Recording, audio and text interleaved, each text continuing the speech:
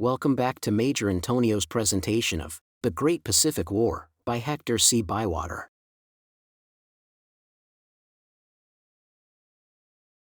Chapter 5, March, 1931. While the Washington Naval Limitation Treaty of 1922 had put a stop to the competitive building of capital ships and aircraft carriers, it imposed no limit on the multiplication of smaller craft, whose relative war value had been proportionately increased by the restriction of battleship tonnage. And so from 1922 onward, a certain rivalry developed between the maritime powers, each aiming to build up a fleet of so-called auxiliary vessels adapted to the new tactics of mosquito warfare, which had already begun to trench upon the traditional guerre d'escadre, and seemed likely in the end to supersede it altogether. Japan had set the pace a few months after the Washington Conference by adopting a large program of cruiser construction. It was designed to cover her requirements up to the year 1928, at which date she expected to have, in addition to her battle fleet of 10 capital ships, the following ancillary craft: 25 fast cruisers, all capable of steaming at 33 knots and ranging in size from 38,500 to 10,000 tons, approximately 100 destroyers of seagoing dimensions, and 80 submarines.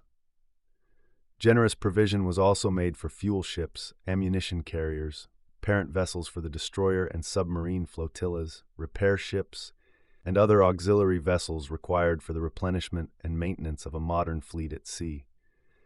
But late in the year 1925, following on the adoption of a new program of cruiser construction by the United States, Japan had considered it necessary to enlarge her own building scheme in order, as she claimed, to preserve the balance of power.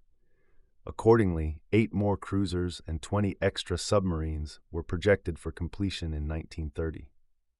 In actual fact, however, the construction of these vessels proceeded so rapidly that all, or nearly all, were ready for service a full year in advance of the date originally named.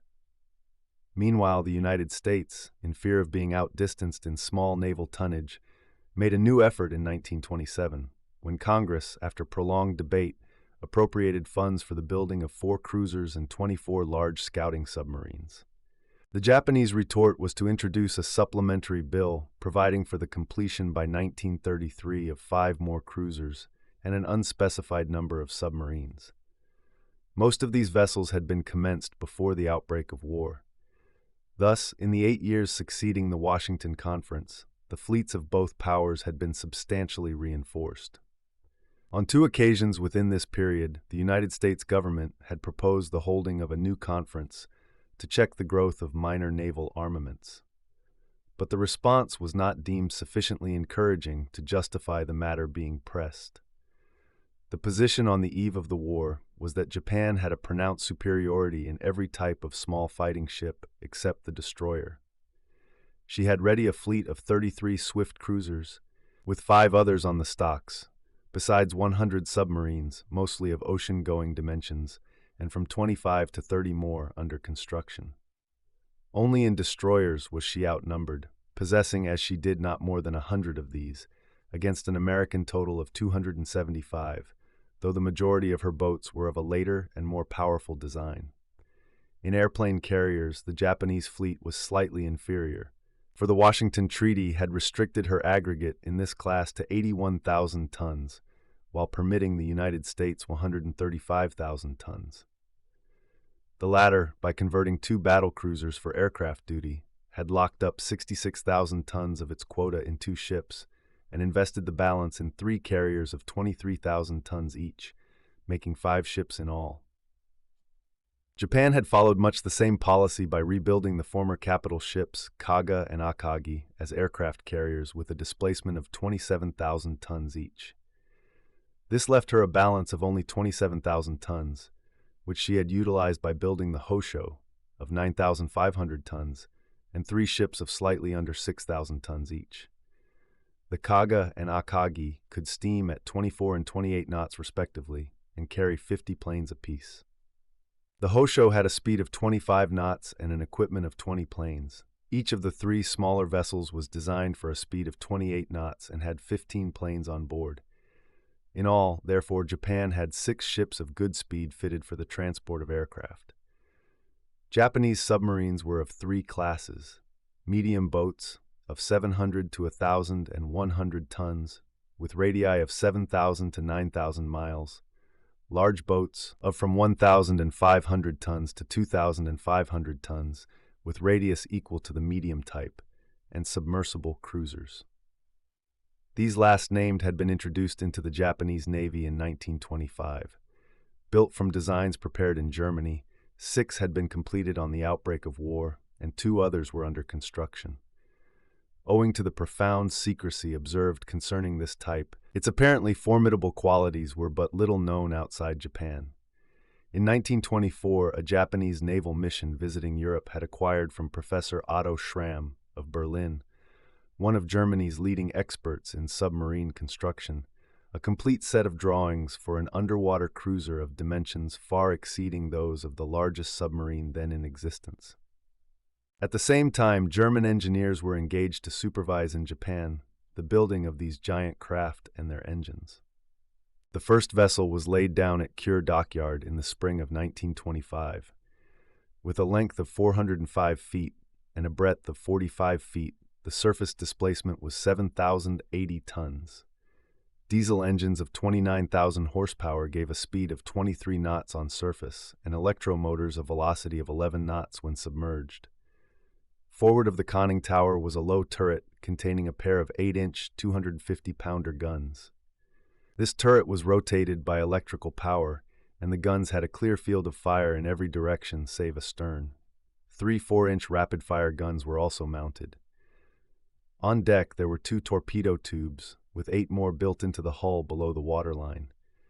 For each 8-inch gun, 500 rounds of ammunition were provided, and for each of the 10 tubes, 4 torpedoes. Thick armor plate covered the turret, the conning tower, and the whole of the deck that was visible when the ship was running on the surface. This carapace of steel made her invulnerable to all but the heaviest gunfire. The hull was exceptionally strong, for the purpose of resisting bomb or depth charge attack. Sufficient oil could be stored in the tanks for a voyage of 24,000 miles at moderate speed. In spite of her enormous weight and great length, the ship, when manned by a highly trained crew, was supposed to be no more difficult to handle than a submarine only 1/10 her size. In deep water she could dive in less than 2 minutes. This remarkable vessel was named Nagasaki. 5 others of similar design were laid down before she had finished her trials, but one of these was a mine layer, carrying in place of the 2 heavy guns a few light rapid-fire pieces, together with 2,500 mines. No other navy possessed underwater craft of such remarkable size and power as these 6 giants. As will be seen later, however, their fighting value was greatly overrated. A list of all Japanese warships complete or building at this period will be found in the appendix, to which the reader is referred for details. The active personnel of the Navy included 7,500 officers and 70,000 men. The proportion of officers to men, it will be observed, was abnormally high, about 1 to 9, whereas in the U.S. Navy it was only 1 to 17. This disparity was due to the Japanese practice of carrying on board each vessel at all times the full complement of officers, both staff and specialist, who would be required in war. In the same way, the crews were invariably kept at 90 to 95% of the full war establishment. Though this system naturally added to the cost of maintaining the fleet in time of peace, it conduced to a high state of preparedness for war. So far as the first-line fleet was concerned, it lived always on a footing of instant readiness for action, and mobilization was therefore only the affair of a few hours.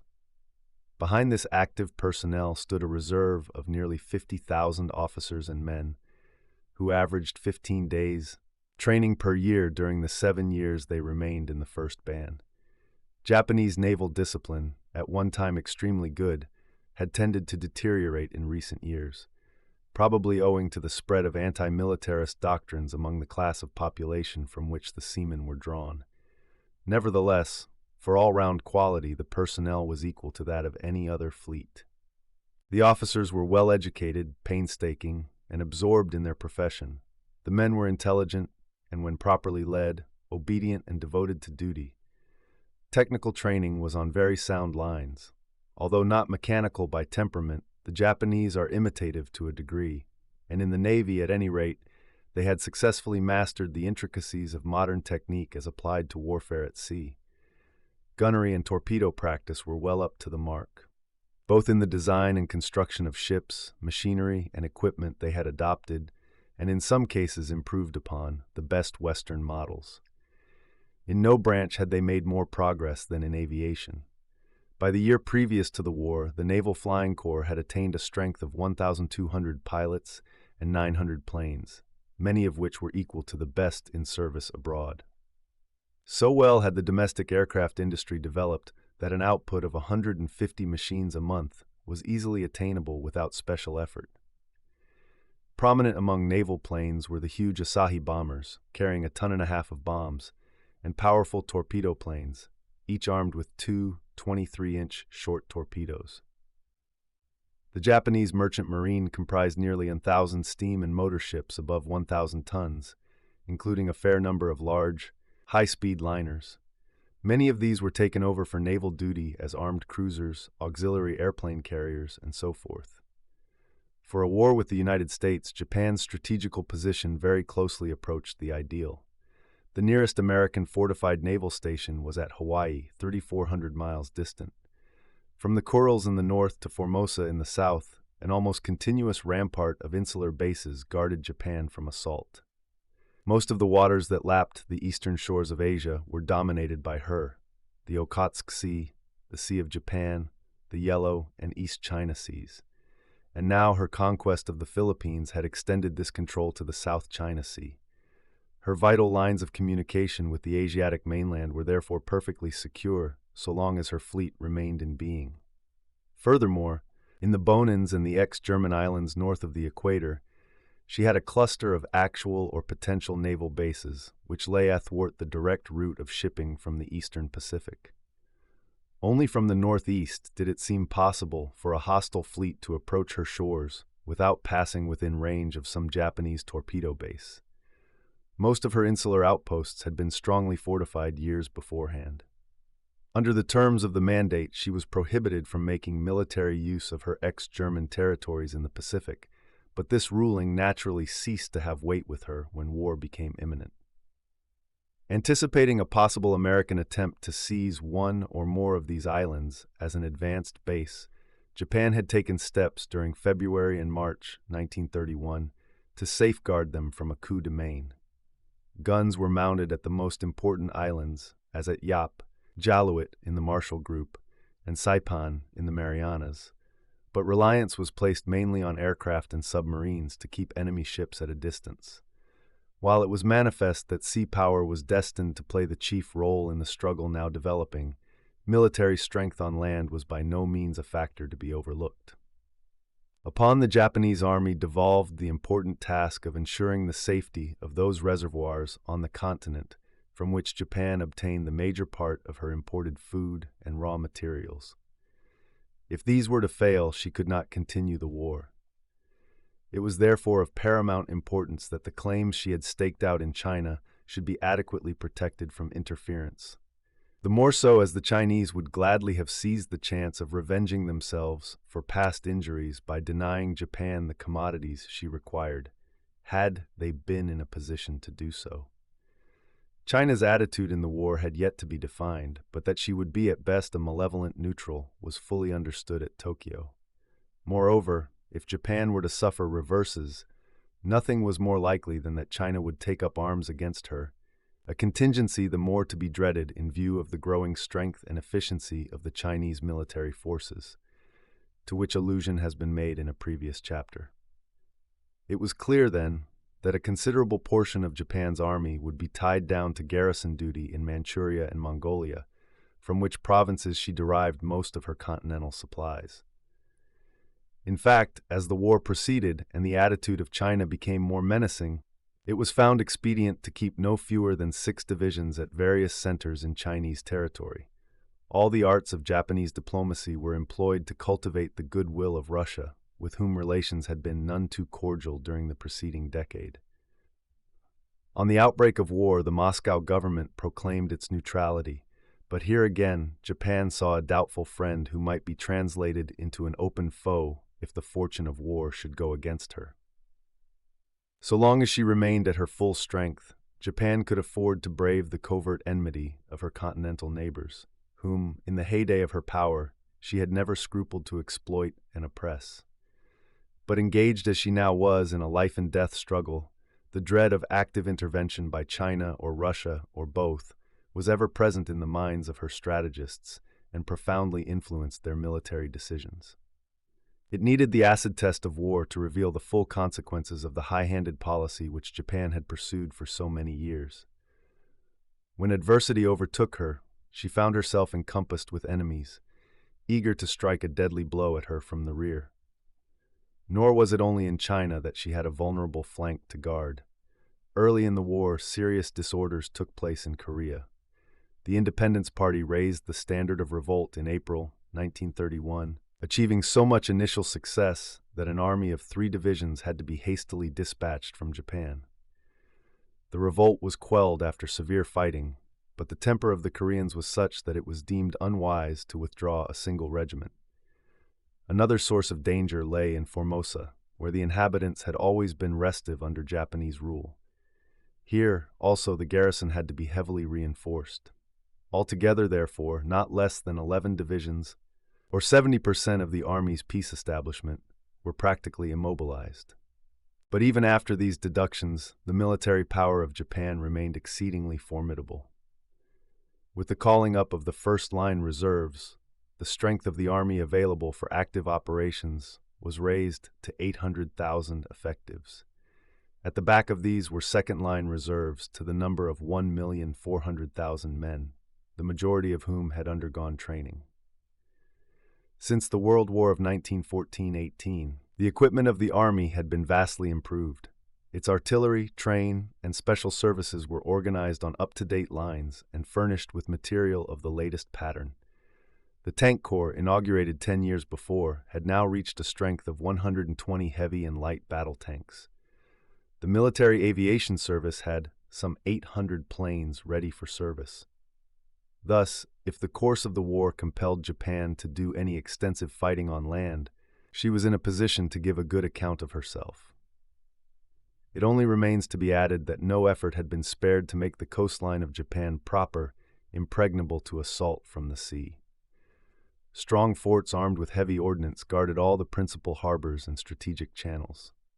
Besides these stationary defenses, there was a network of railroads which enabled large masses of troops to be rapidly concentrated at any point along the coast where attack threatened. Having now examined as briefly as possible the armed forces at the disposal of Japan, together with the salient features of her strategic situation, it is time to glance at the corresponding factors on the side of the United States.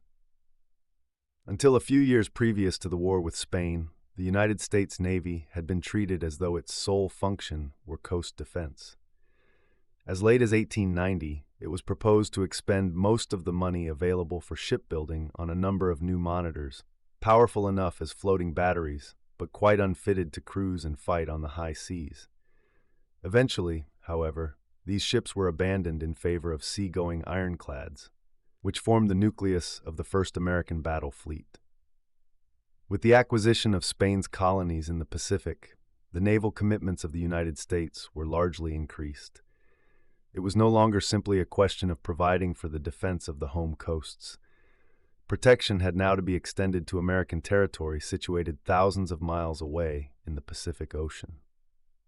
How to make the Philippines reasonably safe from foreign aggression was a strategical problem of the first magnitude, and one with which the American people, it must be confessed, showed no desire to grapple.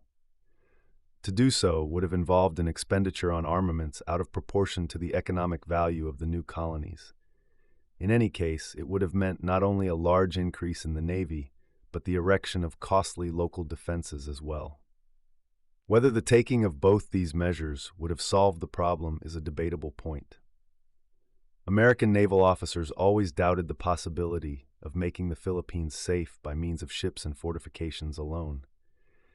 In their judgment, it could only be done by keeping permanently in the islands a military force equal to that which any prospective enemy could send to attack them.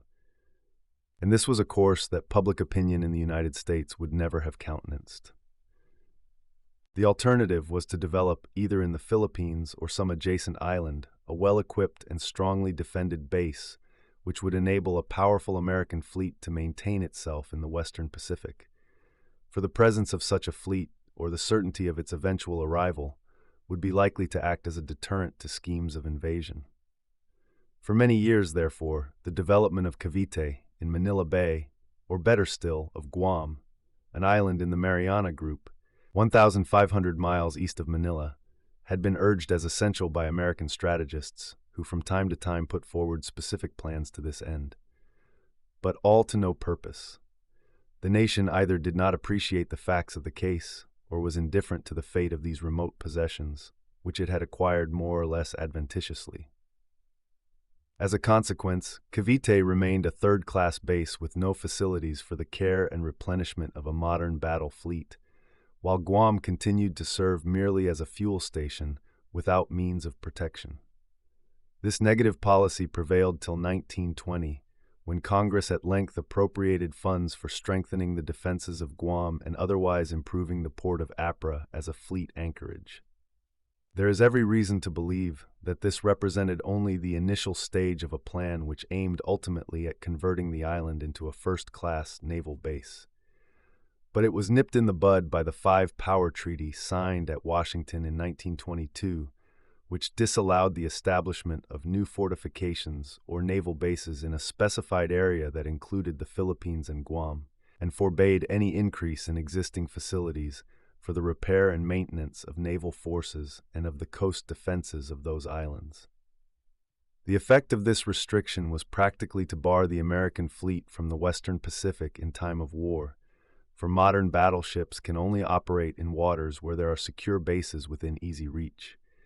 Their range of action, governed by fuel endurance, is strictly limited, and especially in wartime, when fast steaming is the rule and the consumption of oil or coal is abnormally heavy. Honolulu, situated 2,100 miles from San Francisco, was the only insular base in the Pacific having the necessary plant for dealing with the requirements of a large naval force. Pivoting on this base, the fleet could cruise to any point not above 1,500 or 2,000 miles distant. If it went further afield, it would risk finding itself short of fuel for the homeward voyage, and under war conditions, any reduction in speed for the purpose of economizing fuel might be attended with fatal consequences, for ships steaming at low speed are easy targets for submarine attack. Obviously, therefore, a fleet working from Honolulu would be quite unable to extend protection either to Guam or the Philippines, since these places lay respectively 3,825 and 4,800 miles to the westward. On the outbreak of war, the United States Navy possessed 18 battleships, varying from 21,825 to 32,600 tons. 22 light cruisers, more than 300 destroyers, and 125 submarines, with 5 large airplane carriers. Its personnel numbered approximately 115,000 of all grades, including Marines. The short service system had always been the bane of the American Navy. To turn out a thoroughly efficient man-of-war's man in less than 6 years is admittedly impossible, yet the majority of American bluejackets served only for 4 years. And re-enlistment for a second term was exceptional. This involved a heavy turnover in recruits and discharges each year, with a low average of training and efficiency as the unavoidable consequence. Repeated attempts were made to have the minimum period of service fixed at 6 years. But not until 1929 was this reform sanctioned by Congress. Its beneficial effect had therefore not begun to be felt previous to the coming of war. When the crisis arose, about 40% of the enlisted personnel had served less than 3 years. In these circumstances, it would be demonstrably false to assert that the standard of training and discipline was as high in the American Navy as in the Japanese, where the great majority of seamen, being volunteers, had served at least 6 years. While it may be true that the American recruit was more mentally alert and showed a greater aptitude for the mechanical details of his work, this advantage could not compensate for the extreme brevity of his training. Knowledge may be acquired rapidly in the hard school of war, but there is no denying the fact that, at the outset, the American Navy was severely handicapped by the inadequate training of its enlisted personnel. In 1931, the authorized peace strength of the United States Army was slightly under 150,000. Experience gained during the World War had been turned to good account, and in organization, training, and equipment, the Army could bear comparison with any in the world. The National Guard, or militia, had an authorized strength of 425,000, but this total was far from complete, and in 1931 failed to reach 200,000. Potentially, the military power of the United States was enormous. In November 1918, at the close of the World War, 3,600,000 men were under arms, and many classes still remained to be called up. The total number of men registered at that period as liable to serve exceeded 24 million. Given the requisite time, the United States could create, organize, and equip entirely from its own resources the largest army in the world. Compulsory military service was restored immediately after the outbreak of war with Japan, but since at that time the impending campaign seemed to offer little scope for the employment of land forces, apart from garrison duty, the maximum strength of the Army was provisionally laid down as 1 million men, although the actual number recruited did not reach this total until several months later. As for the strategic problem now confronting the United States, it may be very simply stated that Japan would attempt any serious military attack on the American continent was out of the question. The distance was far too great, and her fleet, outside its own waters, was not sufficiently strong to risk an encounter with the combined naval forces of her enemy. A Japanese invasion of the Pacific slope was therefore physically impossible, and, despite sensational forecasts to the contrary by certain writers who chose to ignore the rudiments of strategy, it had always been regarded as such by informed naval and military opinion in the United States. Nor were fears entertained for the safety of Hawaii, for it was unbelievable that Japan would send a military expedition across 3,400 miles of ocean to attack territory which served as the main Pacific base of the American fleet. Both the United States coastline and Hawaii could thus be regarded as immune from serious military attack. But simply to stand on the defensive would not win the war. A decision could be brought about only by defeating the armed forces of the enemy, and, then if necessary, by applying the pressure of blockade. To achieve either of these ends, it was necessary to have bases in the immediate war zone, namely the Western Pacific. But how were these to be obtained? Therein lay the kernel of the problem. With the loss of the Philippines and Guam, there remained no American possession west of Hawaii which was capable of serving as a war base. Midway Island, 1,126 miles to the northwest of Hawaii, was too remote from Japanese waters, while Wake Island, 2,000 miles to the west, was a mere coral atoll without anchorage facilities for large ships. It speedily became evident, therefore, that if a base were to be found at all, it must be sought in Japanese territory. Even here, the choice of sites was strictly limited. The Marshall Islands seemed to be disqualified by their distance from the war zone, as also by the fact that ships operating therefrom would have to run the gauntlet of submarines from neighboring Japanese islands. To Ponap in the Carolines, which was also considered, much the same objections were held to apply, nor were the hydrographic conditions at that port favorable to its development as a base for big ships.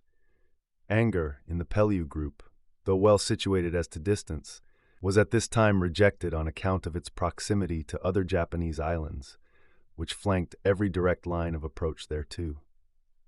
Guam was assumed to be a hostile base, and no other harbor in the Mariana Islands had a sufficiently good anchorage.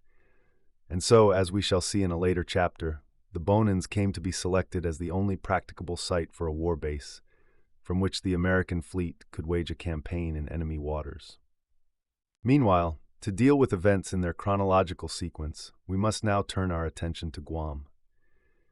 As explained above, this island, the largest of the Mariana group, had never been developed as an important naval base, though its unique advantages from the strategical point of view were obvious. Captured by the American cruiser Charleston in 1898, during the war with Spain, it had served thereafter merely as a coaling station for naval vessels and government transports. Very little had been done to improve the antiquated fortifications left by the Spaniards. Extending about 30 miles from NNE to SSW, the island averages 6.5 miles in width and has an area of 208 square miles. The northern part is a plateau from 300 to 600 feet above sea level, attaining its highest elevation along the east and west coasts, where steep headlands jut out into the sea. Viewed at a distance, the island appears rather flat, its even outline broken towards the north by the hills of Santa Rosa, 870 feet high, Machinau, 610 feet, the extreme northerly point, and the site of the radio station which had been destroyed in the first bomb attack, and Mataguac, 630 feet. To the southward, however, the country is mountainous, and here there are several lofty peaks, such as Aludum, Mount Reconnaissance, Chachao, and Tinko, all of which are over 1,000 feet. The highest point on the island is Jamalong Manglo, nearly 1,300 feet above the sea. An abundant supply of fresh water is obtained from a spring near Agana. There is a belt of open, undulating country between the hills and the sea on the western side. But on the east the coast is steep and rugged, with only one harbor, Port Tarofofo, where vessels can find shelter. This port takes its name from the river Tarofofo, which flows into the harbor. Both sides of the bay are flanked by steep hills. The largest ships can enter here with safety, as there are from 8 to 6 fathoms of water inside. South of Tarofofo there is no other harbor accessible to ships of deep draught, for the reefs which lie off Port Ajayan, the southeastern extremity of the island, make this last-named bay a place to be avoided in any but the finest weather. Running for several miles to the westward of Ajayan is a reef which encircles Cocos Island and then turns to the north, and beyond this obstruction lies Umata Bay, 2 miles north of the southwestern point of the island. The heavy swell which sets on the shore when the westerly winds are blowing makes this bay a perilous anchorage. There are 2 ruined forts here, Nuestra Señora de la Soledad at the southern entrance, and Fort San Angelo on the rocky heights at the north. In former times, Umata was a fairly large town, but the greater part of it was destroyed in 1849 by an earthquake. 8 miles to the north of Umata is Agate Bay, where ships may lie in safety except during the season of westerly winds, but here the many reefs fronting the beach render landing operations difficult. A few miles further north lies Orote Peninsula, forming the southern side of Port Apra, the largest and best harbor in the island. It is about 3.5 miles wide and is bounded on the north by Cabras Island and Luminau Reef, running more or less parallel with Orote Peninsula. There is deep water inside, but the port is thickly studded with banks, coral reefs, and islets, which necessitate caution in entering or leaving. An old Spanish masonry citadel, Fort Santa Cruz, stands on a rock at the head of the bay, and there is a second fort, Santiago, at Orote Point. These forts had never been repaired by the Americans, as they were considered to be too exposed to gunfire from the sea. But an earthwork battery, mounting 2 modern 6-inch guns, had been thrown up at Orote Point. A second battery of the same type existed near Sume, towards the eastern end of the peninsula, and there was a third in the hills above Atentano, overlooking the harbor. The approach to the port was thus commanded by 6 6-inch guns, 4 of which were mounted at an elevation that enabled them to deliver a plunging fire. Agafa Bay, on which Agana, the capital of the island, is situated, is a long, shallow indentation 8 miles to the northeast of Apra. There is practically no shelter for vessels here, as the bay is quite open and exposed to the heavy ocean swell. Its only defenses were the old forts of San Rafael and San Agueda, built of stone and armed at this time with a few light rapid-fire guns. The town of Agana, which lies midway between the headlands of Adelup and Aperguan, had some 6,000 inhabitants and 300 buildings. Only a few of the latter, such as the governor's residence, the arsenal, barracks, and jail, are constructed of stone. The streets are paved, and an excellent road connects the town with Apra. From Agafia Bay to Retidian, the the most northerly point in the island, the coast is steep and forbidding with only one inlet, Two Moon Bay. This is partly reef-bound, but there are several channels through the barrier by which boats can pass to the shore, and the beach is favorable for landing. The garrison of Guam consisted of 2,000 United States Marines, most of whom were stationed at Agana. They also manned the defenses at Ypres. Besides the guns in the coastal batteries, there were a few light field pieces and machine guns. This concludes today's reading of The Great Pacific War by Hector Bywater, presented by Major Intonio. Join us also tomorrow for the next chapter, or download the complete audiobook from our webshop at www.payhip.com/Antonio. Thank you for listening, and so long.